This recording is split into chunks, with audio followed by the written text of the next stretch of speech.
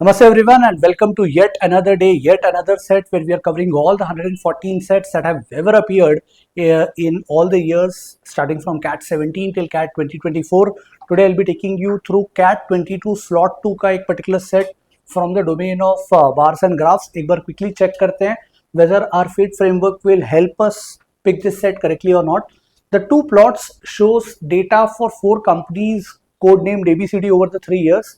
19, 20, 21. सो अगर थोड़ा सा इस पार्ट को जूम करें तो एक बार चार्ट क्लियरली समझ में आ जाएगा कि किस तरह चार्ट दिया है. This is revenue, this is cost.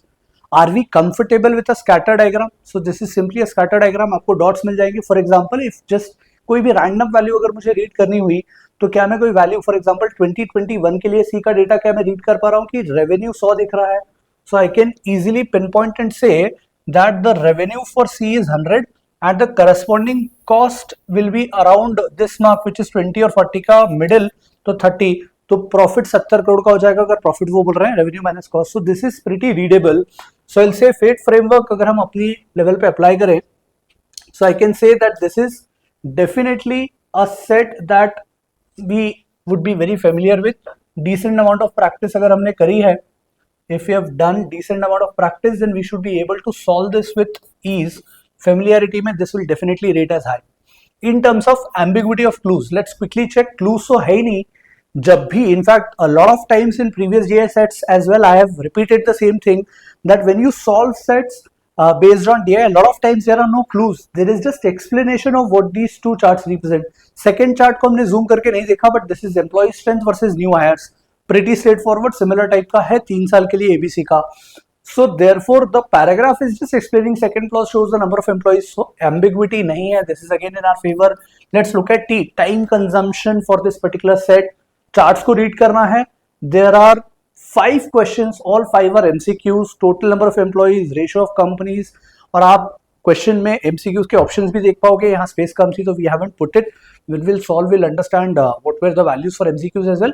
But 4 ABCD, her question का ऑप्शन 4 ही ऑप्शंस ABCD. आपको बस ढूंढ लेना है कि कौन सी कंपनी के लिए हाईएस्ट है, लीस्ट है. तो I don't think this will take a lot of time. तो टाइम कंजम्पशन भी हमारे फेवर में है. Let's look at E which is extra info in questions. There is no extra info in questions. Again 4 tick. A lot of times in DI you will find that maybe time consumption के ऊपर आप question mark लगा सकते हो, but बचे हुए 3 parameters में this is pretty straightforward. Definitely pick करना चाहिए. So now let's move to questions straight away and understand कि कैसे अप्रोच करेंगे. By the way, first 3 questions जो हैं वो पहले चार्ट को लेकर ही है, रेवेन्यू कॉस्ट को लेकर है. Which company had the highest annual profit, highest annual loss and ratio of company's annual profit to its cost का सबसे लोएस्ट वैल्यू कौन सी कंपनी के लिए. पहले 3 क्वेश्चंस में सिर्फ फर्स्ट चार्ट की जरूरत है. So we'll just look at the zoomed part of the first chart. Remaining 2 questions में we'll look at the second chart as well if required. Now before I move to questions considering all 3 years which company had the highest annual profit, this is a very common chart type that you should be aware about. मतलब exam में ये chart ऐसा नहीं होना चाहिए कि आपने पहली बार देखा है. रेवेन्यू एंड कॉस्ट किसी भी फॉर्म में आए, बार ग्राफ के फॉर्म में आ जाए कि रेवेन्यूज एक में दे दिया है, कॉस्ट सेकंड में दे दिया है. This is one of the most frequently occurring data type, revenue versus cost. और अगर आप स्कैटर डायग्राम में प्लॉट करते हो तो उसका एक एडवांटेज है. There is a reason why such a plot is very common, scatter plot, when you talk of revenue and cost. What I am going to do is I am going to just highlight the points जहां पर revenue और cost same आ रहा है. For example ये origin को आप definitely बोल सकते हो कि सर यहाँ रेवेन्यू और कॉस्ट दोनों पार्ट सेम है. 0 revenue 0 cost. What about this number, ये 20,20 ये वाला जो पॉइंट है, इस पॉइंट का मतलब क्या हुआ, यहाँ पे रेवेन्यू कंपनी 20 का कमा रही है, cost is also 20, so there is no profit no loss. अगला पॉइंट कौन सा होगा, 40,40 का. I will allocate it here. Then there is a next point here. Then there is a next point 80,80 वाला, दिस पॉइंट. एंड देन 100,100 वाला, this point. Just highlight these points. आप exam में screen के ऊपर स्क्रिबल नहीं कर पाओगे, but just to understand I am drawing this. आप एग्जाम में ये नहीं कर पाओगे, but just for better understanding you can always visualize this in the form of 2 parts. एक डायगोनल आपने ड्रॉ कर लिया, ये जो डायगोनल 45 डिग्री के इंक्लिनेशन वाला लाइन है जहां पर एक्स और वाई कोऑर्डिनेट सेम है. यहाँ पे नो प्रॉफिट नो लॉस है. मतलब अगर बी का 2021 में मैं पूछूं तो यू विल डायरेक्टली से कि सर कोई प्रॉफिट कोई लॉस नहीं है. ऐसे डी का 2021 में कोई प्रॉफिट कोई लॉस नहीं है. इसके ऊपर का सिनेरियो क्या होगा ये हमें पहले से पता होना चाहिए. This is not something that we are going to explore while we are attempting the set for the first time in actual CAT exam. This is something that is done in our preparation right now. So we are saying अगर इसके ऊपर चले गए upwards of this you will have cost on y axis. तो आपकी cost ज्यादा है. For example D के लिए देख लें. D के लिए you will say the cost is 50 CR लेकिन the revenue is only 20 CR मतलब this is loss. So this region can be understood as loss making region. और क्लियरली फिर इसके नीचे वाला रीजन कैसा जाएगा प्रॉफिट. अच्छा once you have understood this the farther you go towards revenue side. For example अगर मैं इस एक्सट्रीम पॉइंट को हाईलाइट करूं so that you will understand this really better. इस एक्सट्रीम पॉइंट में what is the revenue for the company 120. मतलब अगर कोई कंपनी का डॉट यहां बन जाता तो 120 करोड़ रेवेन्यू कमा रही है लेकिन कॉस्ट तो जीरो है तो प्रॉफिट पूरा 120 करोड़ हो जाता. कैन आई से जितना farther towards the right hand side x axis जाओगे बिकॉज एक्स एक्सिस पे रेवेन्यू प्लॉटेड है आपका प्रॉफिट ज्यादा होगा क्योंकि कॉस्ट तो कम है. वर्टिकल में कॉस्ट बढ़ रही है आपकी कंपनी की. तो इफेक्टिवली कैन आई से इसमें सबसे एक्सट्रीम राइट बॉटम राइट वाला पॉइंट जो दिख रहा है वो सी दिख रहा है. सो this is the point for highest profit and clearly this is the point for highest loss. एक ही पॉइंट है. तो डी 2020 में सबसे ज्यादा लॉस कमा रहा है. सी 2021 में सबसे ज्यादा प्रॉफिट कमा रहा है.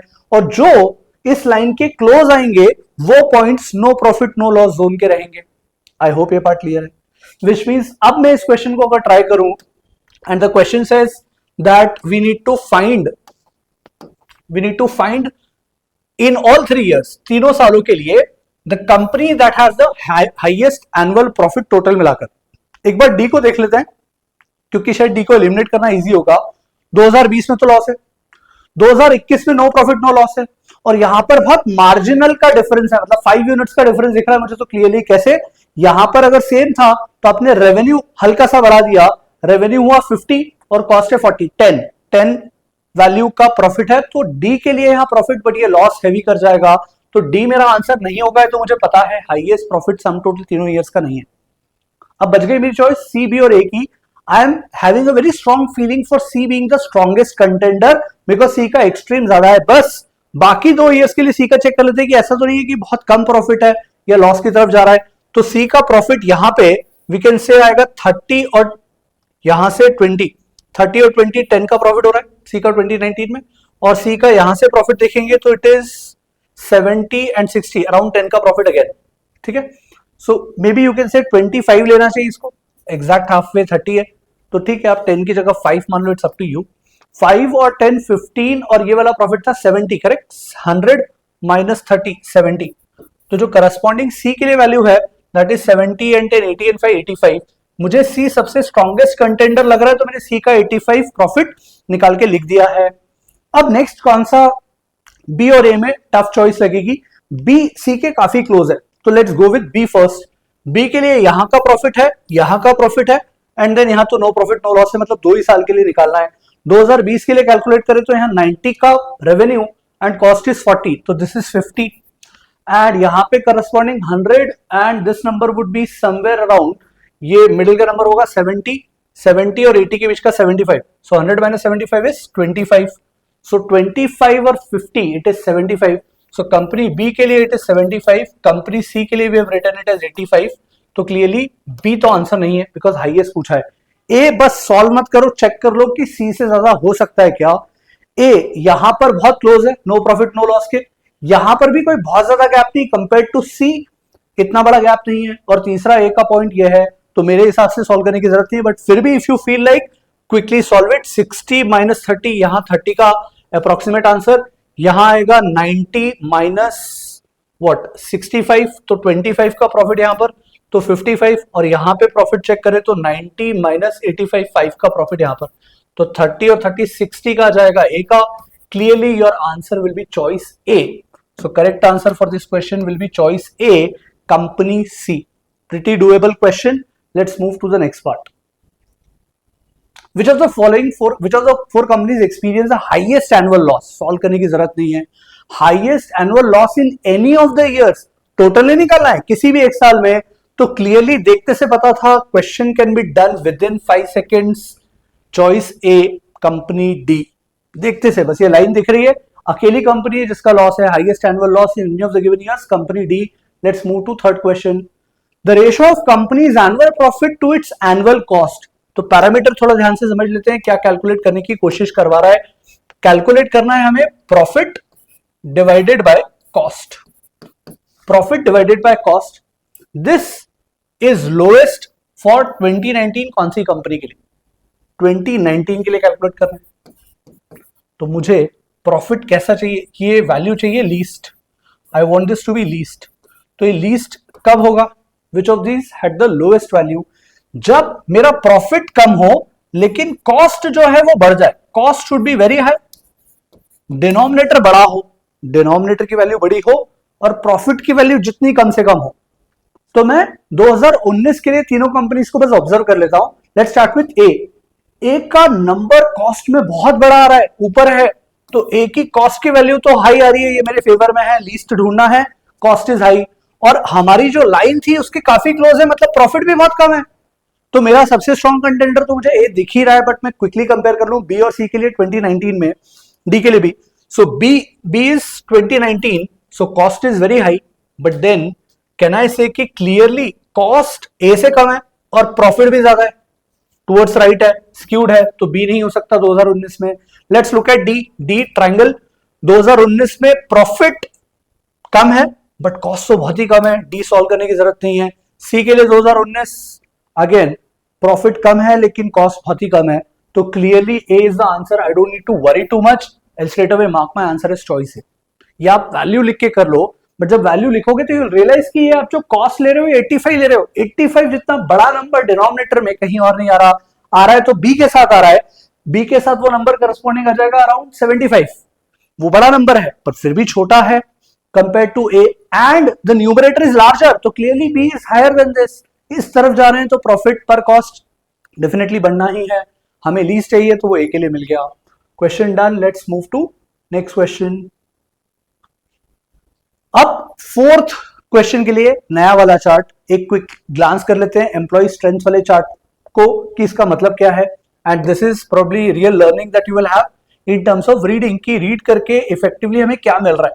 सो फॉर एग्जांपल ए के लिए डेटा रीड करते हैं, तो ए की एम्प्लॉय स्ट्रेंथ 2019 में it was 150, employee strength in 2019 was 150। What is this number? This number horizontally is the number of new hires, तो 150। तो ए के लिए मैं पूरा कैलकुलेशन लिख देता हूं जिससे अंडरस्टैंडिंग बेटर हो।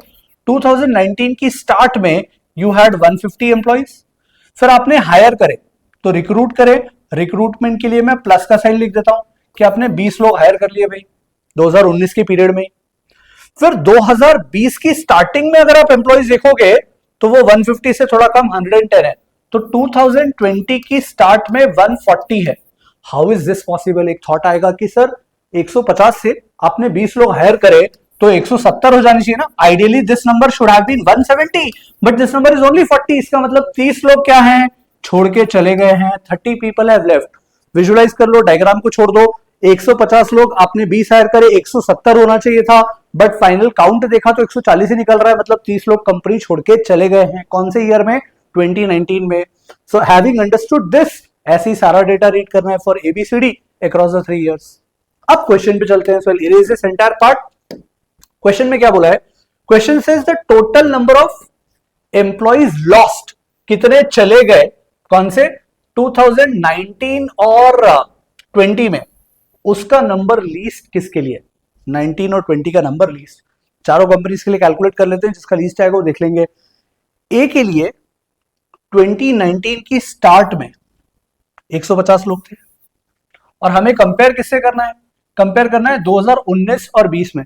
अब मैं पहले एक फ्रेमवर्क समझा देता हूं जिससे इसे कंपेयर करना बहुत ईजी हो, and then will apply that quickly across the 4 companies. अगर 19 में मेरे पास कुछ नंबर है, let suppose I use a different colour, suppose मेरे पास 19 में कोई एक नंबर है 2000, sorry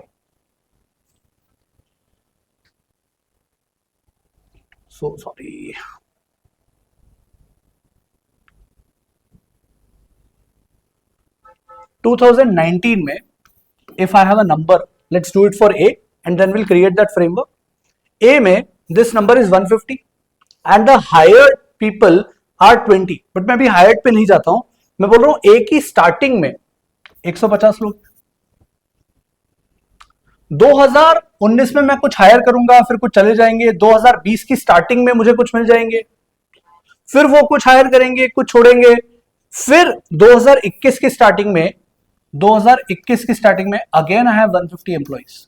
what does this represent? 2019 की स्टार्ट में यू हैड 150 पीपल, 2021 की स्टार्ट में अगेन यू हैड 150 पीपल। इसके बीच में क्या आपने हायरिंग करी है? यस। क्या फायरिंग करी है? यस। सो फायरिंग मतलब लोग चले गए, हायरिंग मतलब लोग हायर करें। आपके जितने एम्प्लॉइज 2019 में थे उतने ही एम्प्लॉइज 2021 में हैं। इसका मतलब कहना है से कि जितने लोग हायर करें इन बिटवीन उतने ही लोग परफेक्ट फायर करें। तो मतलब सिर्फ मुझे काउंट कर लेना, अगर ये दोनों वैल्यूज 19 और 21 के लिए सेम आ गई तो I just need to count the number of people that you have hired, that is same as the number of people that have lost इस क्वेश्चन के हिसाब से, और that have gone away.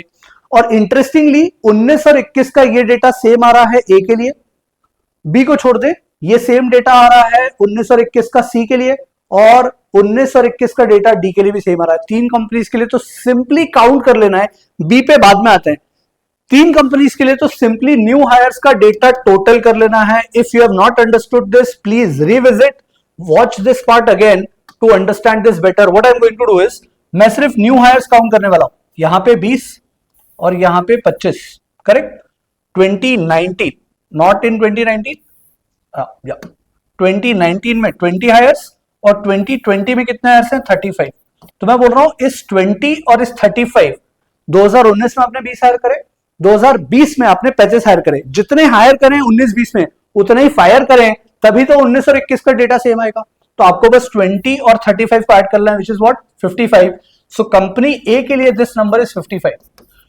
B के लिए 2 मिनट का calculation hold पर रखते हैं। कंपनी सी के लिए 2019 और 20 का टोटल कर लेते हैं हायर। तो 2020 के लिए this number is 40 and this is 45। तो this 40 and 45, this is 85। Company D के लिए 2019 the number is 30 and this number is 35। तो 30 एंड 35 इज 65। तो आपके तीन वैल्यूज तो बड़ी इजीली देखते से आ गई। And this is what data interpretation is all about, your ability to understand this frameworks very quickly. कि सर आप सिर्फ न्यू हायर्स काउंट कर लें, क्योंकि जितने हायर करें उतने फायर करें, क्योंकि 19 और 21 का डेटा सेम है तीन कंपनीज के लिए।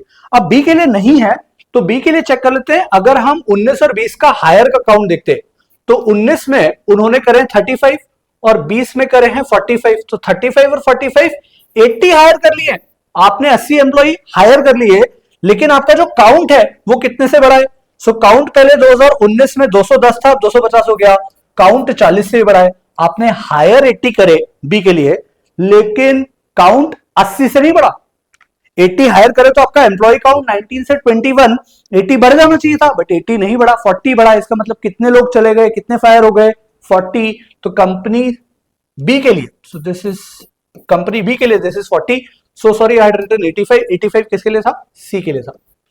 85 वाज फॉर सी।